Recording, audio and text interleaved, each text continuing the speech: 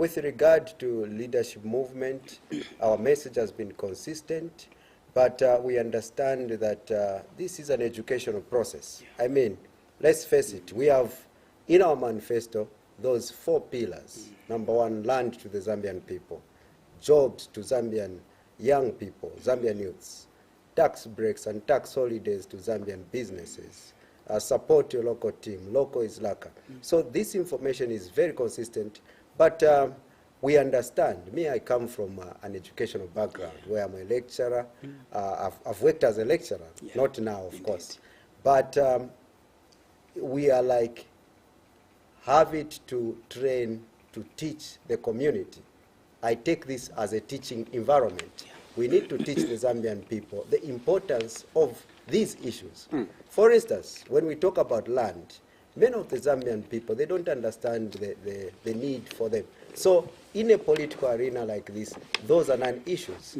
So you find that a new political party coming in place, championing issues that are very new to the Zambian people, and they don't understand. It will take time for them to realize that these are very important. Actually, this is where development comes from. I was just coming from Chilabombe. I visited Chilabombe, and I met some family who were telling me that actually they are in a deplorable state at the moment. They, where ShopRite was their farm, their father's place. They used to farm there. They were growing groundnuts there, but now it is with ShopRite. They didn't get title deeds, and they are very poor. So these are some of the things that we are championing. But unfortunately, just like in a school environment, you don't expect your students to assimilate things at the go.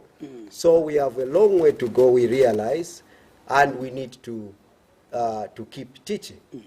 It's not that we are stopping at the moment. We know that what we have are fundamentals that will take Zambia to the ultimate destination. Whatever happens today, whatever the voting is, we know that at the end of the day, it's these core issues.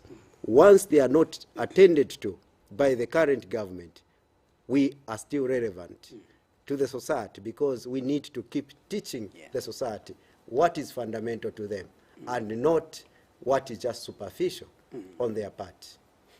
Part of the fundamentals, really, like you mentioned, Doc, it could be also the lessons that you've learned from the previous elections.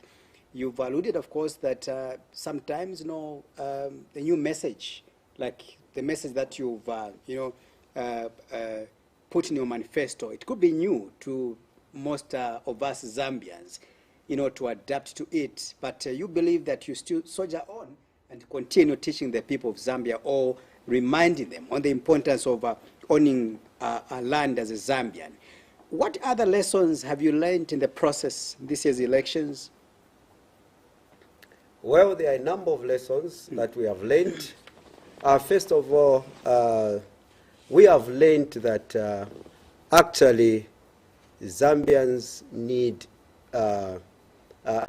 time for them to learn certain things. Just like any person, we take time to accept, to familiarize ourselves to a number of things, and also to adapt to those things. So we came in a political arena that was already flooded with a number of political parties. Many of them have stayed for a long time. They have been accustomed to the political arena. People, to them, it's now by default that this is what we know and not this one. So if you are a new person, you come on the stage, on the political stage, you expect people not to give you votes because they are still familiarizing with you. And usually what happens is that the dynamics that were happening in the 2021 election also have a bearing, because here is a new political party that has not been given chance to campaign, especially for the leadership movement, despite having robust programs such as empowerment, that we needed to reach out to people and support and do the implementation, and also teach them about certain fundamentals of our political party. We were not given that chance. Other political parties were not given to, but they had an edge because they've been around, they've been campaigning, and they are familiar to the Zambian people. So if a new political party is just heard or watched on TV, what would happen on the ground? It would mean that that political party is not rooted on the ground. We needed to have those rallies. They're very important, very fundamental for a new political party. And also the message. Probably some of the messages that we have, we need to break them a little bit to the simplest situations so that people can understand. What I do not believe, and that's the reason why I'm not pessimistic, or rather I've not lost hope, because I know that these issues that we talk about, they're very important to the Zambian community as a whole. Unlike where you have issues that are not relevant. Some of these political parties have different missions. Our mission, for instance, is to ensure that we educate the masses. They get the message. They understand what these four fundamentals are. But as we come around, we need to find a way of making the message more understood at the ground. And also, we need to understand the kind of people that we need to buy into the idea as to what other things maybe could help them understand. Although in politics there are so many dynamics that you may not predict, so you just need to keep on your lane. And this is what the leadership movement is doing. We are just keeping on our lane, teaching the people, talking about the things that we hold dear to our hearts, and not getting discouraged by the situation, because it's just like a classroom. I can give you an example. For instance, you have a class, and you have maybe grade 1 or grade 5 pupils, and you are teaching, and then these grade 5s or grade 10s, you tell them to choose the best teacher, for instance. So if you find yourself teaching mathematics or sciences, you tend to have those resistance, because people feel that science is very difficult for them, mathematics is difficult. What about a drama teacher? He will be very much accepted, because that is entertainment to them. Right. And all of them will vote him as the best teacher. So this is what we understand. Whatever we are trying to give to the Zambian people are things that we want, that would actually add value to this country. And whatever the politics may seem, whatever is happening, the dynamics, do not dissuade us to feel that we are not relevant, because we know that there will be a generation in the future, a generation of people who feel that the issue of land is an idea whose time has come. The issue of tax breaks and tax holidays to Zambian businesses, because we want to have starters, business entrepreneurs, young entrepreneurs coming up who should be given that environment for them to grow. This would be an idea whose time has come. And based on these other issues, support your local team.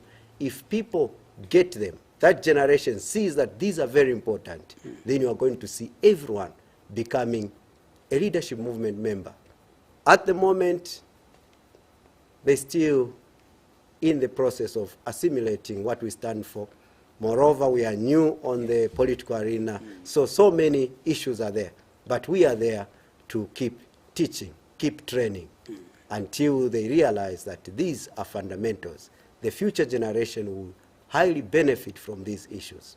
This generation may not realize, but we know that the future is still bright. Politically, Doc, listening to what you've just explained in terms of your experience from this year's elections, I know that besides not being allowed to campaign, freely campaign, just like among other political parties in this country, you were among those political party leaders that faced a number of arrests, by the police back then. I remember very well. You know, again, that was another obstacle we can talk about on your side as a new entrant in this is elections or presidential race.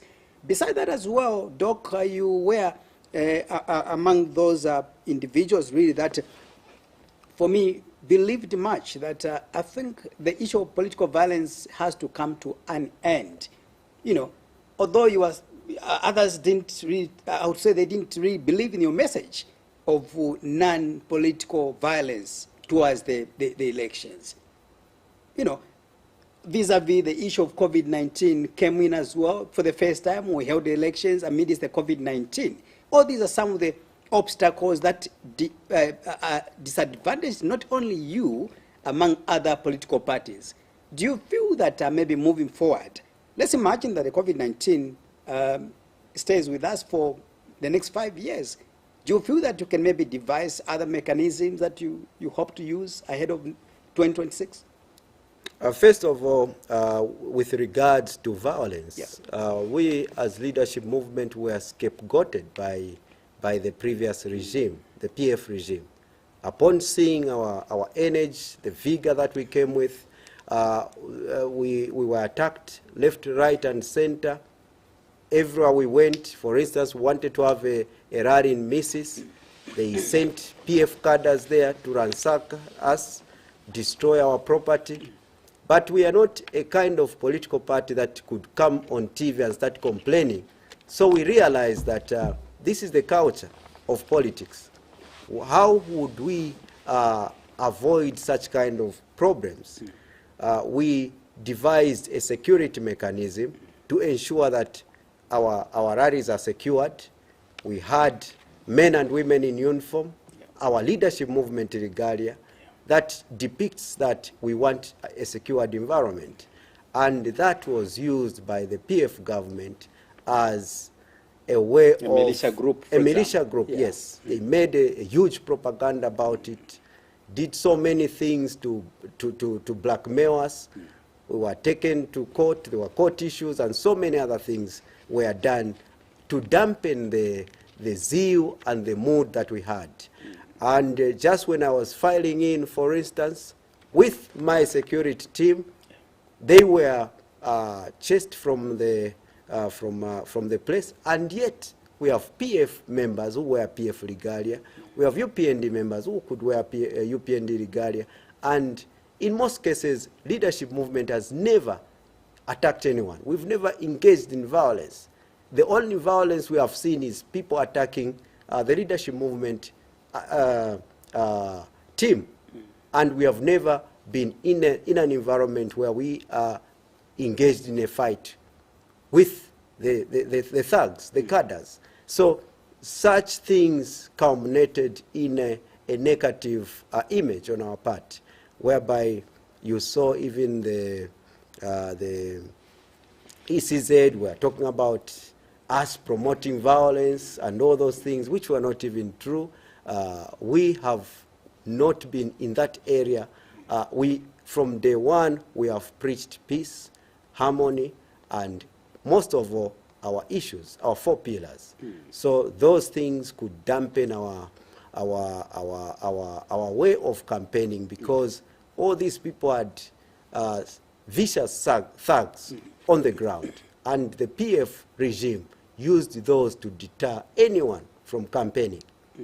They could only fail to deal with UPND because UPND was big enough to deal with their vicious behavior. So that gave us a very negative image because it was used as a propaganda machine against us. Then the other thing regarding COVID-19 also came in, where COVID was used as a specific tool to deter any political party from having rallies. And again, we were on the target. Leadership movement was never allowed to meet anymore, anywhere. We were specifically targeted never to campaign, never to be on the ground. And together with the UPND. But the UPND, that was not an issue for them because they've been already there. They were already everywhere in any system, so it didn't affect them in any way. But for small political parties like us, who are just trying to bud and to penetrate, so those things were dynamics that were meant or happened in 2021, but we don't expect them to happen again. Therefore, going forward, we can't use that as a way of strategizing for the next election, because these are things that may happen in this election. They may not happen in the next election.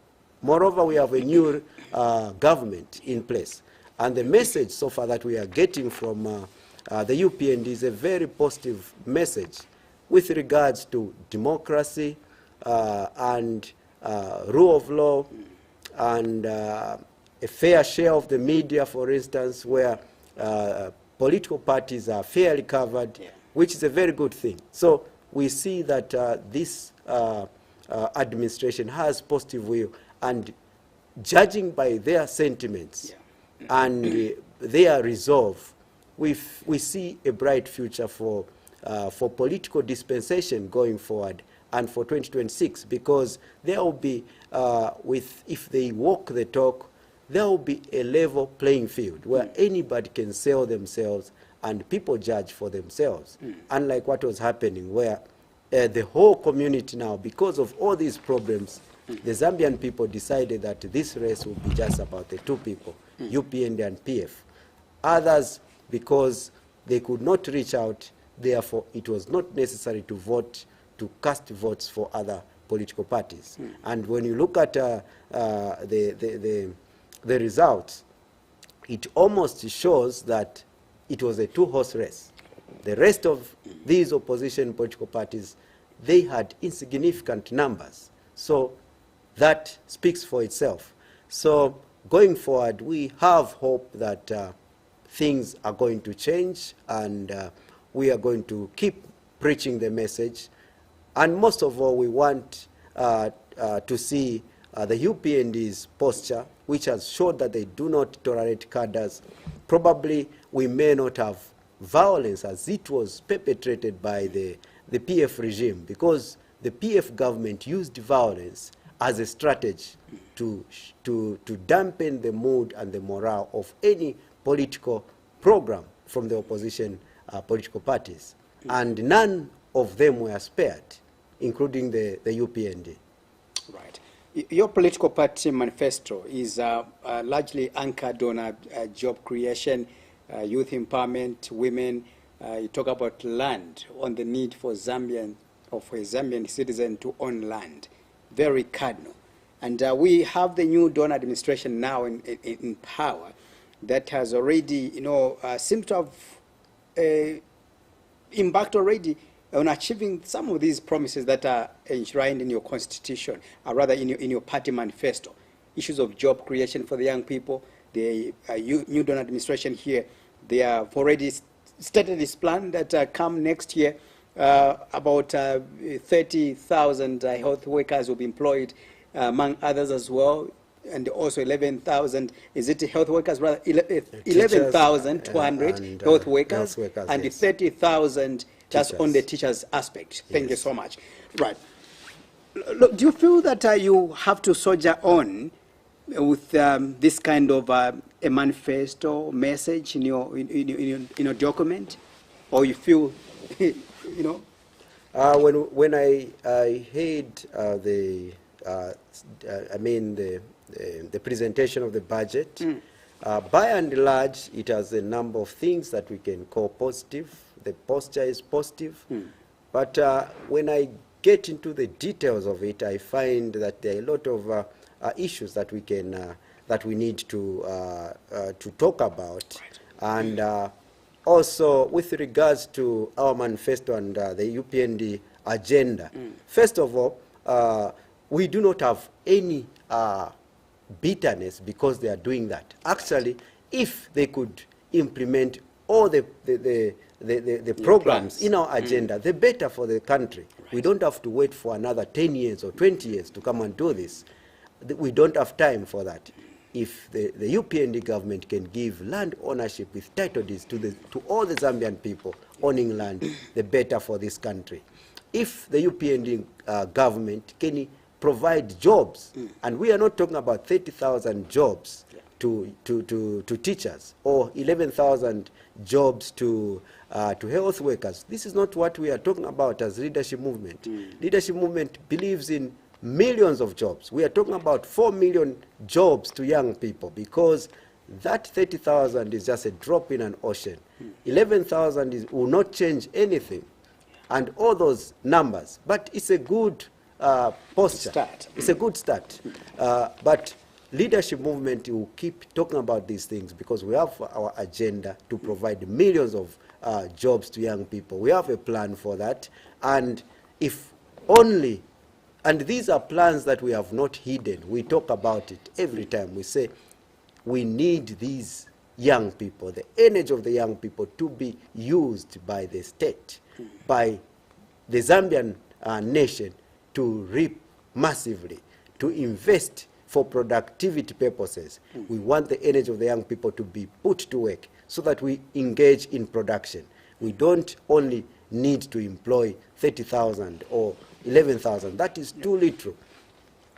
That is too little a number, so much that it will not even be felt. So we feel that the UPND government needs to do more. Probably they need to take the direction of using men and women in uniform, because that is where you can harvest a lot of energy from the young people. This is the reason why we talk about ZNS. So we are not condemning their step, except that what we are saying is that they need to do more. A lot of positive things have been showed in the budget, but we again worry about the issue of debt. Leadership movement is very concerned. We don't expect to continue in the same trajectory that the PF government took us in.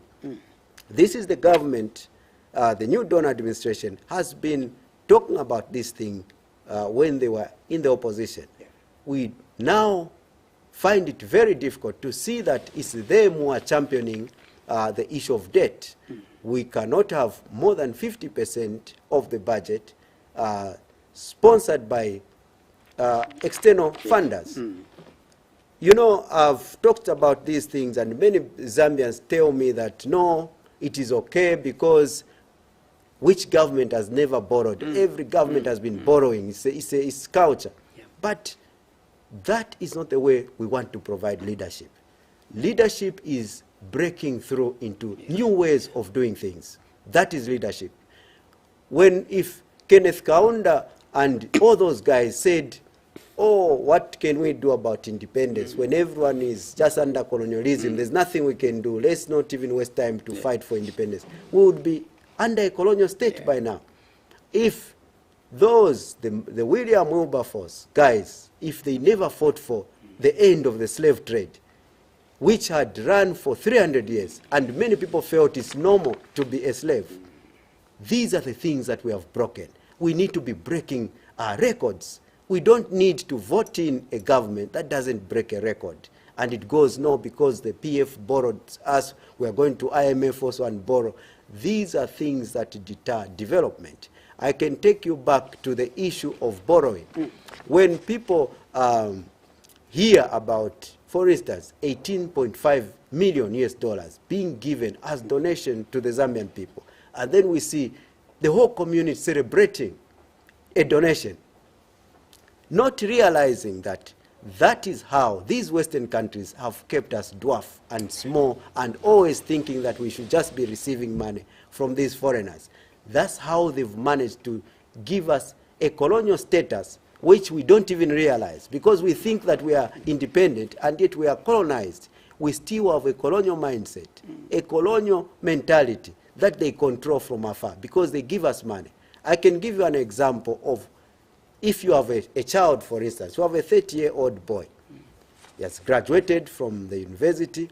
He wants to look for a job. Then you, as a father, you say, no, you don't have to look for money. I have a 10,000. Here is a 10,000. He will be using that 10,000. When it finishes, wants to work out plans to look for money, don't worry, I'll give you another 50,000. And he gets married and is receiving money from you. What are you doing to that child? You are destroying that child. You will never stand on his own. This is what these Western countries have learned, and they know how to destroy us. They just have to hand in some money, promises everyone, no, we are going to fund 40% of your budget, 40 million kwacha is coming from us, we have pledged, and we are happy. Hey, we have been given this, UK is going to give us this. That's how they make us small and small. We need to look inside us and ask ourselves, what are we able to run? Look at what happened to the previous, just in the last segment of the ZRA director, commissioner. He raised about 8 billion kwacha in 1 month. If he can raise 8 billion kwacha in 1 month, what about a more, a better government with a more visionary leader? They would be raising more than 10 billion per month, probably 15 billion per month, just from taxes.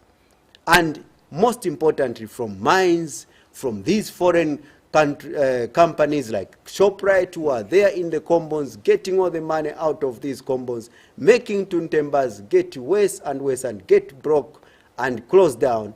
Meanwhile, that money every day is changed and taken to South Africa. There are a lot of these companies, foreign companies, that are busy getting money from Zambia. This is where ZRA should target and get as much resource from there, so that we can finance our budget within a sustainable way, so that we can see what priorities we can make. And moreover, the biggest priority that we should have as a country with regard to a new government is production.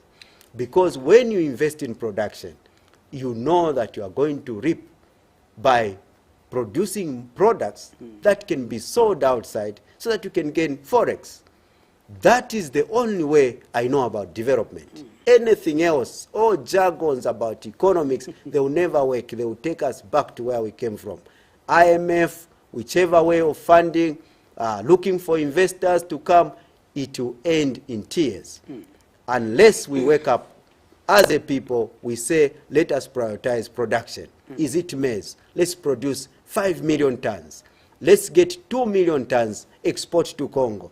If that export is done, we are going to get enough money, billions of dollars from there, from Congo, and invest back to Zambia. That's the only way to get money out of these countries, the most genuine way.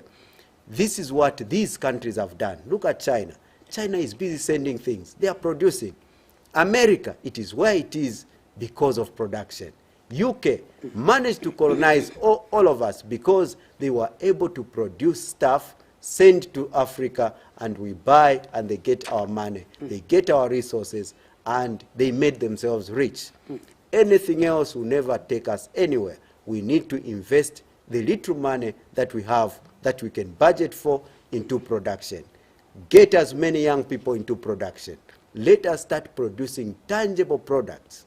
If it is copper, we should ask ourselves, why should we be selling copper rods? We need to go to China.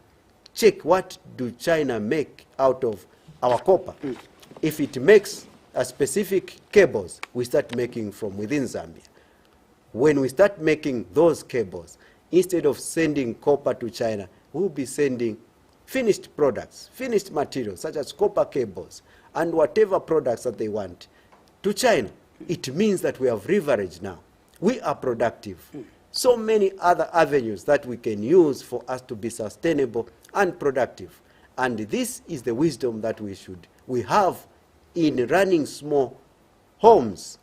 If you have a home and you are always on debt, you are always borrowing for you to buy chairs, for you to buy everything you are borrowing, where can you end as a family? You end in serious disaster. This taken at national level is the same process. There has to be an aspect of sacrifice. And because we fear to sacrifice, we fear to make use of the energy of the young people. Somebody will tell me, no, you don't have to use these people. We don't have to employ them. There are too many. Where are we going to get the money to pay them? When we look at the aspect of recruitment and training, you find that you have 1 year, 6 months of no payments for these people, except production of food or supply of food. At that time, these people are productive. And this is cheap labor. We need to be very truthful about this. We are here to use cheap labor from the young people, just like China does. If China and all these companies are making use of our young people to produce products, why not us? Why not the state? Why not government? So that we can enrich the government where they will live and enjoy. This is the procedure, and this is what leadership movement believes can bring this country out of these shambles, economic shambles, to the level of prosperity that we need as a country. Doctor, you highly speak about economic independence as a country, very cardinal indeed, because more oftenly, I think as a country or citizens, we've been made to believe that for us to survive, we have to continue borrowing from our donors. There are some people out there that sometimes don't want even to hear IMF being criticized. Not only IMF, but should I say the donors, because somebody will come out and it tells you that it's normal to borrow, but what is important is what are you going to borrow that money for? If you're going to borrow for a well-intended program or investment, then well and good. Somebody's going to further and justify to you that, there's no government that has, run its affairs without borrowing to the outsiders. And yet you've just emphasized for you that that's how these, donors or foreigners have made us to be dwarfs today, because they want to continue feeding us, in the process getting our mineral wealth. Very cardinal. We can compare this, where we are today, because even to the countries where we're getting these monies from, we talk about China, it was once colonized as well, but today they are one of the most developed or powerful developed countries we have in this world. For God's sake, Doc, IMF has been with us for quite longer. What is it that we should do as a country, Zambia, as well as other African continents, countries in the continent, to come out from these, economic doldrums where we are today, in terms of attaining that economic independence? Let me just take you back to China. Yeah. You've talked about China. China, at one time, it was a third world country, very third world. And it had leaders like Chairman Mao. When Chairman Mao took power, the first thing he decided to embark on is economic independence. He converted people into production. Those who had estates, he told them to start producing steel. If you can produce steel in your backyard, the better. Bring the steel you've produced. Government is going to buy it. They were making these clay. You can make a blast furnace to produce steel.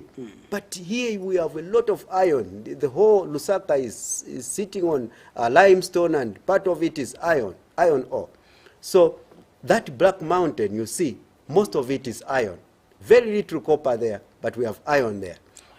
China undertook that process of allowing people to understand production. Everyone is productive.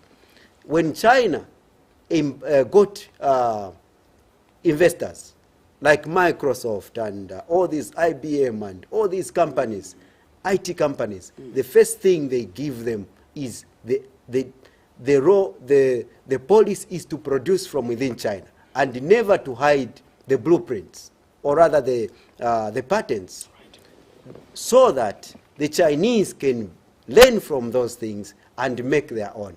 That has been the policy. But if you ask even the University of Zambia today, or any department, government department, what machinery is at KCM, or what processes are there, no one knows. We allow foreigners to come, do their business, and they leave, and we don't get any knowledge. There must be knowledge transfer or technology transfer. This has been very fundamental in all these countries that are developing, that have developed, like South Korea and all these other countries. China, you can name many of them. These countries, when they borrow money, let's say from IMF, countries like Malaysia and all these, they take that money into creation of factories, production centers. When we borrow money and finance the budget, what are we financing? Most of it is consumption, which I'm seeing there. There is no tangible plan for production. If we say we are borrowing the money so that we can open a cement factory that will be run by the Zambian people, that we can say that is sustainable development. Because if you borrow that IMF money, you are going to create that factory. In 5 years, it is going to be producing cement. You are selling cement, and money will come back. Now, if you borrow huge sums of money and build a road, you tar Kawata. After 5 years, that road is dusty and it has a lot of potholes, and you have to pay back that money. What have you done?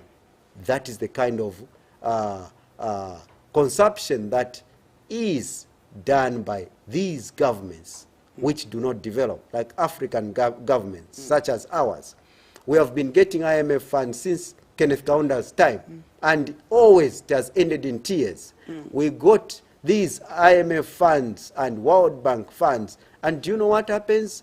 When these guys come in, you get money, let's say from World Bank or IMF, they set up those offices in your government departments, and they are monitoring how to use that money. So this money that is coming from foreign hands, like the 18.5 million US dollars, people are celebrating as if that money will be used for good purposes. Probably to be given just to NGOs to advocate for good governance. So always that money, you don't use it the way it's supposed to be used. So just to wrap up on this, it is a situation where what IMF and the World Bank does is a situation where you come to me because you have finished your salary, you have an emergency, for instance, you've finished your money that you just got paid, then you don't have money to sustain yourself for a month. Then you come to me, you say you want to borrow, you want a 10,000 kwacha to sustain your home. Then I say, okay, I'm going to give you 10,000 kwacha, but I'm not going to give you, I'll give my young brother who is going to be staying in your house, and he'll be buying food for you. Whenever you want money, food, you buy tomatoes and everything. He's even keeping change. Whenever you want a garden boy, you pay the garden boy. At the end of the month, you have to pay 11,000 to me. So there is even a top-up on that. But you did not use that money the way you wanted to intend to. Maybe you wanted to start a business. But because I've put my brother in your house, you'll be saying, no, we don't need this. Attached, yes, we just have to do this and that. That is what World Bank and IMF does. I've participated in a bid before where money from World Bank is actually, even the bidding, contractors have to be decided by World Bank or IMF. They will get their own people, the Swedish or whoever, to come and do that and take the money back. So these are the things that our governments, unfortunately, they don't tell us. And when we are hearing these things, we are cheering, and we think, why is it that Kenneth Kaunda ended up chasing them? President Chiruba came to grief. He even at one point confessed that I never knew that this is how it will end. He ended up being told to sell all the mines, all the government production centers, all the companies owned by government, for him to receive that money. And what happened? It all ended in tears. People died. I was at KGP, in Kapiri, where I saw KGP people, workers, who were once driving in the 80s. By 1995, 96, those people who lost their jobs, they have died of heart attack, depression.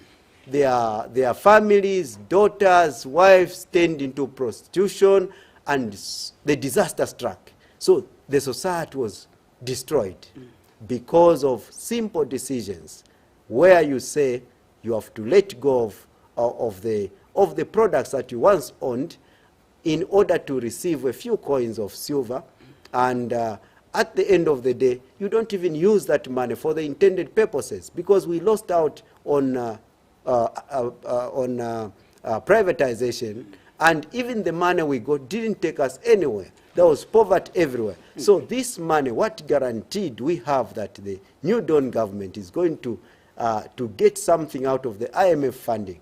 Because already this document, it looks like much of the funding is towards consumption. You are talking about jobs.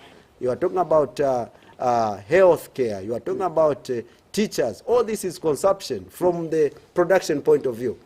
For some of us who look at things from the engineering point of view, where we think of production, we think of tangible products that should be sold out there so that we can get revenue. We see this whole thing as a consumption program, whereby we are not going to get any benefits in the end unless we focus on production. That is our problem.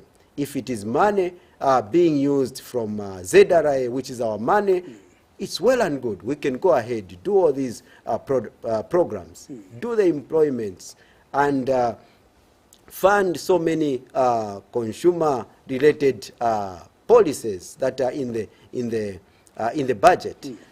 But at the end of the day, if money is borrowed, if money is to be paid back, even donor funding, it's a problem, because it makes you feel that you should always be dependent on those Western countries. It's time we woke up as a country. It's time we started looking at our budget.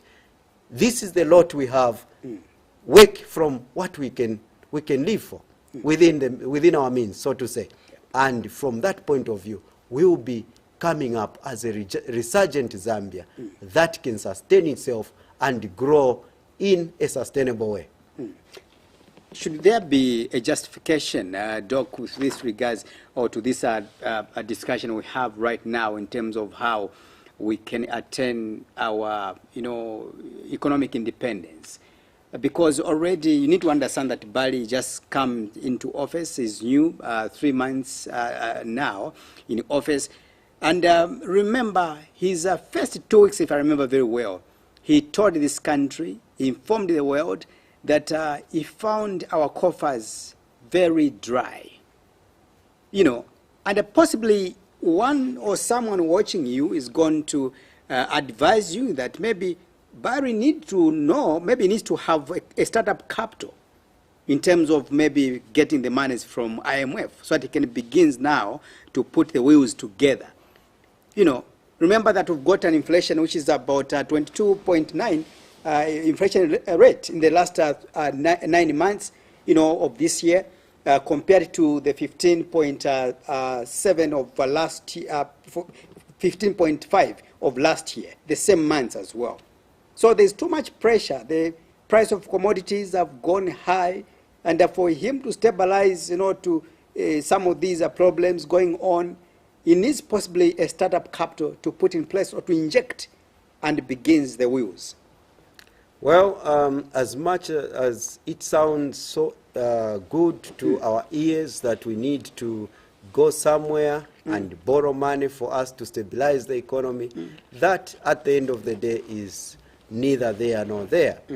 When you have you are stricken by problems, as our country is today, the solution is not to run to ask for money.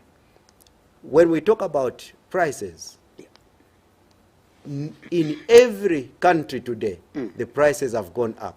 Be it in America, be it in the UK, everywhere there is pressure. In France, West, all these countries are having a problem. This is a global issue. So the idea that President Hakainde Hichilema now should run to who? He should run somewhere to someone who is having problems. This is how hypocritical it is, because those same people who are telling us they are going to give us this much, they are going to fund us, they have problems in their own places. Right. So we should learn to handle our problems as it is.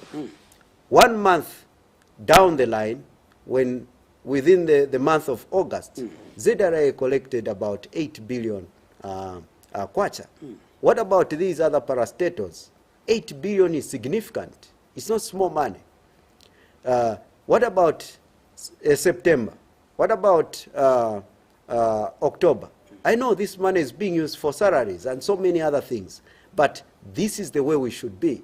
This is the way we should now start growing from there, finding ways and means of raising money other than rushing for loans.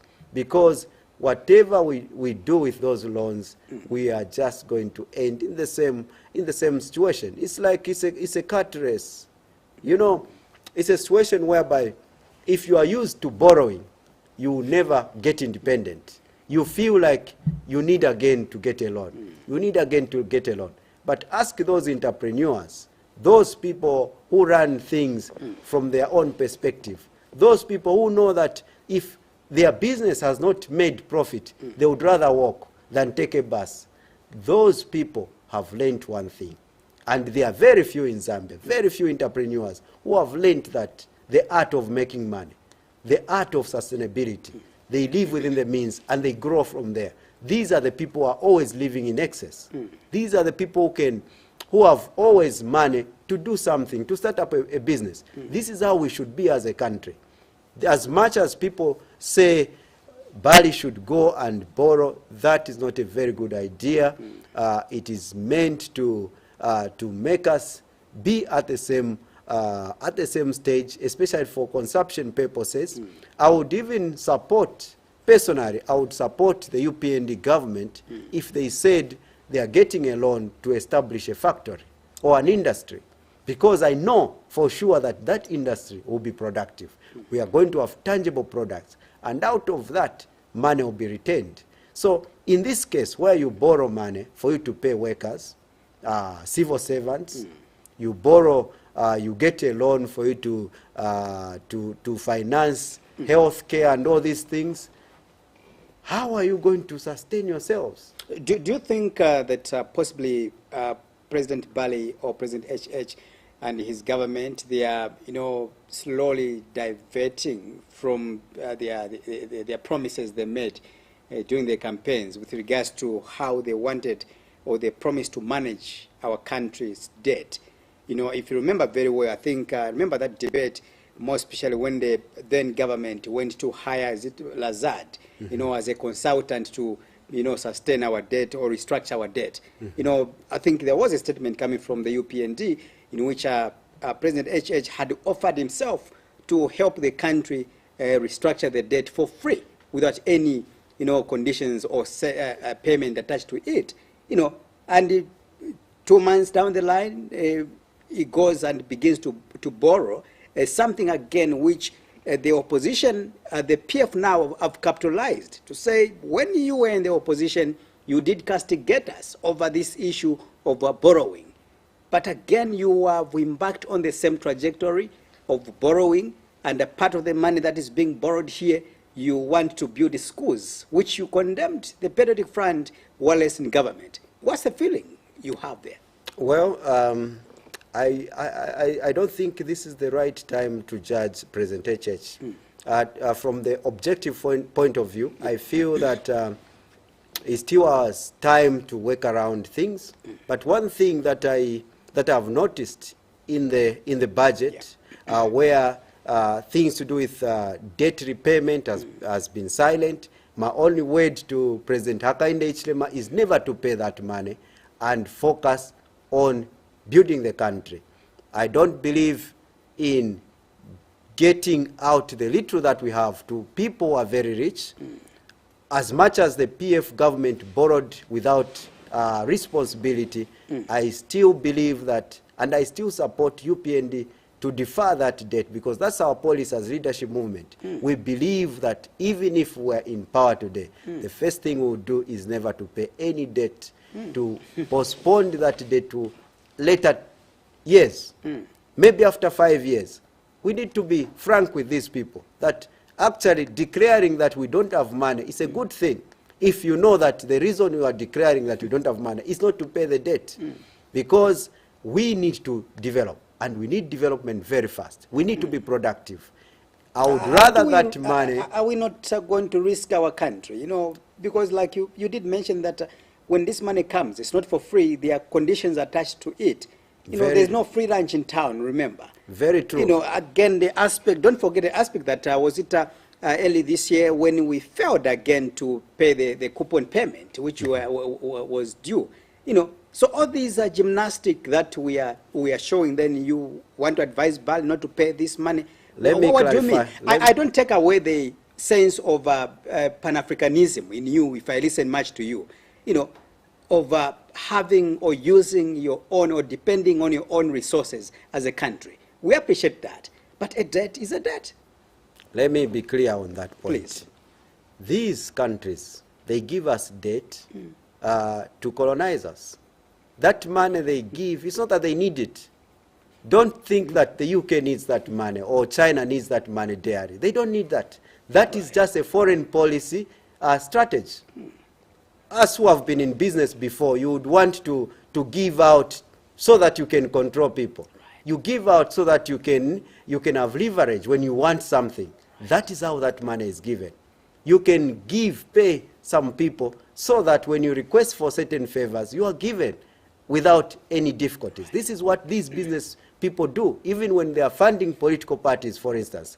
That money, they don't need it. They give it so that they will come and say, oh, UPND, we helped you, so can we be given this contract? That is for leverage. This is the reason why I'm saying it would be folly for us to embark on debt repay, and risk the whole nation to plunge into poverty. I would rather President Hakainde Hichilema gets all the money into areas where we are productive, into production, creation of state farms, farm blocks, and all those things that produces money so that we can produce products that we can sell and get genuine forex that we can start paying at a later stage. That is what I talk about. The idea that we should be so scared of these white people and yellow people and get back their money. That money was not given in good faith, and if at all it was given in good faith, we have a genuine reason to hold a little bit. We are in problems. And if Barry says the coffers are empty, probably it's the idea to send a message to those people with whom we have debt that give us more time, at least 5 years, for us to restructure ourselves. Then from there we start paying back from the money that has been generated.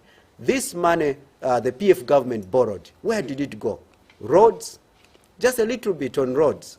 Much of it was pocketed. That's why we saw so many cadres playing with money. Money has been abused. We are hearing people having so much money in their homes and so on and so forth. So these are the characters who abuse the resources. So it would be folly for the UPND government to commit itself to start paying back huge sums of money that have not even benefited the country so much. So this is the point of view that I'm saying he needs to keep on negotiating. And that negotiation, I support it. But I do not support the fact that we have to go back and get the money again from the people that we feel that we need to be getting independent from. We don't need to get ourselves to the same situation again. When I talk about education in this country, do you think, Doc, that our education system really it's giving us the results that we anticipate as a nation? You know, because I ask this question, and you being an academia, I understand that you went to study partly, outside the country. How do you look at our system of education in this country? Are they giving us the required, results that we expect that can develop this country in turn?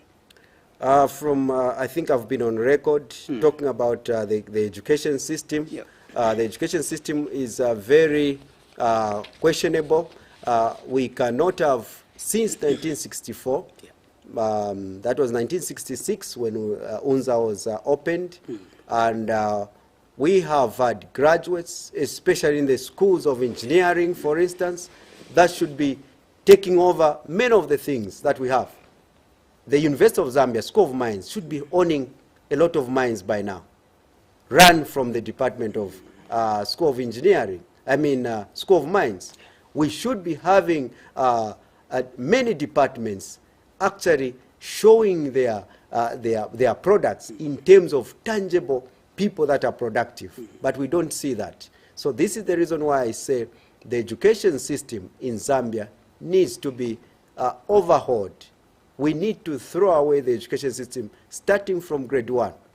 We need to develop or infuse certain etiquette in our education system that lead to production of good leaders.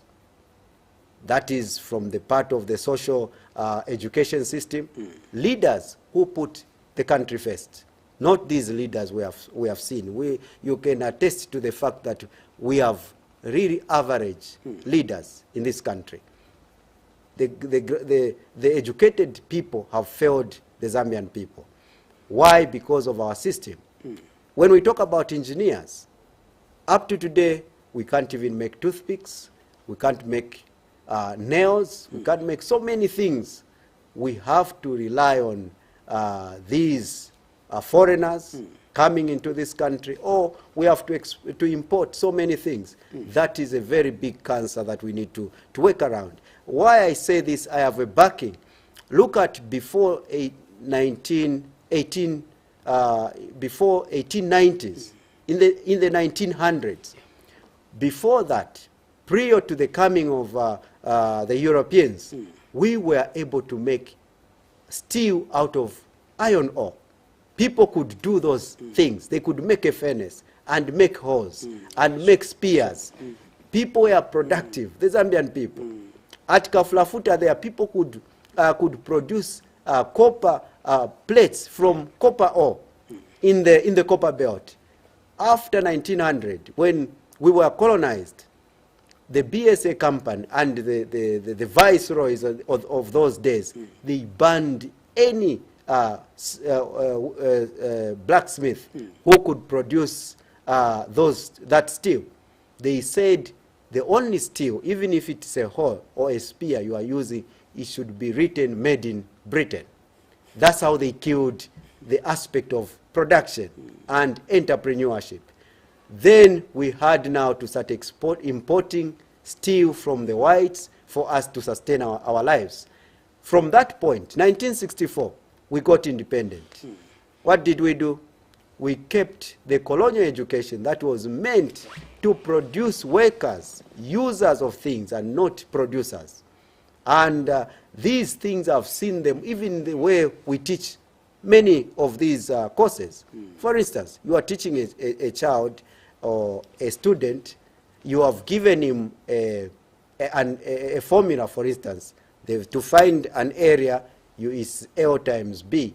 So what you need to do now to find the area of this specific thing is to replace digits and find the answer. That is not education. You need to teach a person how to find the formula and not to replace digits from the formula that has already been given to you. So these other countries, they don't teach such things. They always make you find a solution. This is where the engineering system has lacked. And there has to be a proper communication between industry and education. We don't need to have students who are staying at the University of Zambia the whole day without being in industry. CBU, the whole day without being in industry. That industrial attachment is too small. We need to ensure that at least on a daily basis, if it is an electrical engineer at the University of Zambia, they need to spend part of their time in the field, be it at ZESCO. In so many areas, they are learning what is on the ground, what is in the field. They get it, they compare it with the theories, and they evolve and they research and they improve what is in the industry. Right. So these are the things that are lacking in our education system. Right. Finally, just under a minute, we need to go, Doc, but I just want to get your comment regarding the position that has been taken by the new Inspector General of Police, Lemi Kajoba, that they have instituted investigations in tracking the records of cases, political violence cases that transpired starting way back in 2016, 2015, about somewhere there, until where we are today.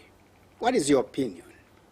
bearing in mind that we've had a lot of such kind of investigations before, not that we need to promote lawlessness, but we should look at the results we've gotten before from the various commissions, investigations that have been done. Remember, after the 2016 general elections, there was a commission of inquiry that looked into the patterns of violence, as well as, you know, other things. We saw the report came out from the president, but what are the results?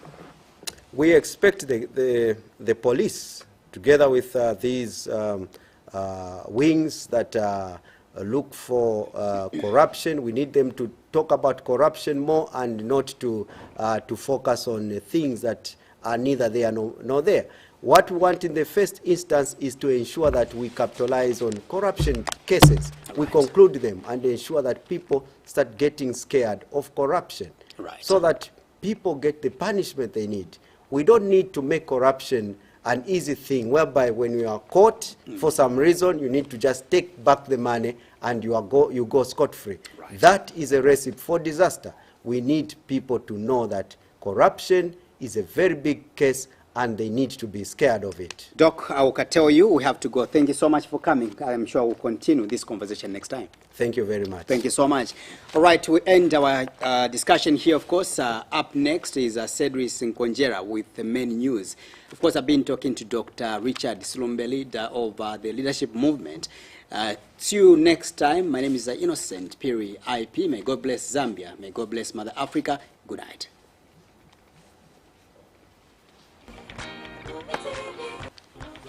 Doc, thank you.